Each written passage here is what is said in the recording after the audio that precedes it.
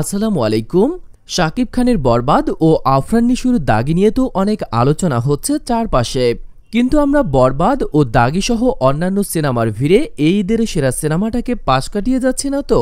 এই ঈদে ৬টি সিনেমা মুক্তি পেয়েছে, আর অন্যান্য বছর ঈদে যেমন ঈদের সিনেমাগুলো বেশি ভালো হয়, এই বছর ঈদের সিনেমাগুলো আরও বেশি ভালো হয়েছে। সর্বশেষ ২০ বছরের পরিসংখ্যান হিসেব করলে এই বছরের ঈদের সিনেমাগুলো সবচেয়ে বেশি ভালো হয়েছে।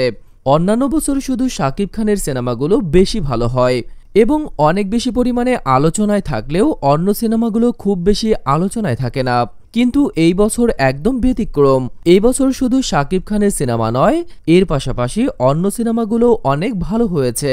বরং কোনো সিনেমা শাকিব খানের বরবাদের চেয়েও বেশি ভালো হয়েছে। শাকিব খান বাংলাদেশের একমাত্র সুপারস্টার, তার সিনেমার বাজেট সবচেয়ে বেশি, তাই তার সিনেমা সবচেয়ে বেশি ভালো হবে, এটাই স্বাভাবিক, আর হয়েছেও তাই।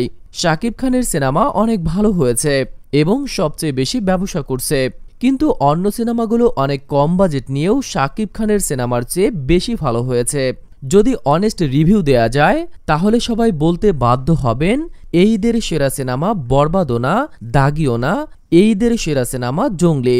হ্যাঁ, হয়তো আপনি আমার সাথে দ্বিমত পোষণ করবেন, কিন্তু এটাই সত্যি। এই ঈদে শাকিব খানের সিনেমার পর সবচেয়ে বেশি হাইপ সৃষ্টি করেছে আফরান নিশোর দাগি। আর এর অন্যতম কারণ আফরান নিশোর আলাদা একটা জনপ্রিয়তা আছে, আলাদা একটা ফ্যান বেজ আছে, যেটা শাকিব খান ও আফরান নিশোর তুলনায় একটু কম আছে সিয়াম আহমেদের।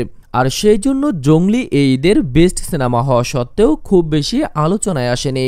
আবার রাজনীতির কারণেও বারবার হতাশ হতে হয়েছে জঙ্গলি টিমকে।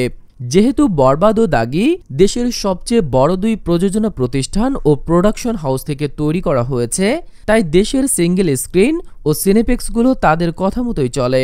আর তাদের কারণেই সিনেপ্লেক্সে অনেক কম শো ও সিঙ্গেল স্ক্রিন পেয়েছে জঙ্গলি। কিন্তু ওই যে একটা কথা আছে, যেটা ভালো সেটার প্রশংসা মানুষ করবেই, আর এটাই হয়েছে জঙ্গলির ক্ষেত্রে। জঙ্গলি অনেক ভালো মানের একটা সিনেমা, যে কারণে জঙ্গলিকে আটকানো কঠিন হয়েছে। দর্শকই জঙ্গলির প্রমোশন করে দিচ্ছে।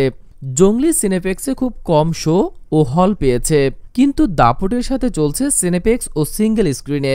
যেখানে আস্তে আস্তে অনেক সিনেমাগুলোর দর্শক কমছে, সেখানে জঙ্গলির দর্শক বাড়ছে, আর তাই হল ও সিনেপ্লেক্সের শো সংখ্যাও সমানে বাড়ছে, যা অন্য সিনেমাগুলোর ক্ষেত্রে দেখা যাচ্ছে না। শুধু তাই নয়, ইতিমধ্যেই জঙ্গলি সিনেমায় যে টাকা বিনিয়োগ করা হয়েছে সেটা উঠে এসেছে এবং দ্বিগুণেরও বেশি লাভের মুখ দেখছে জঙ্গলি।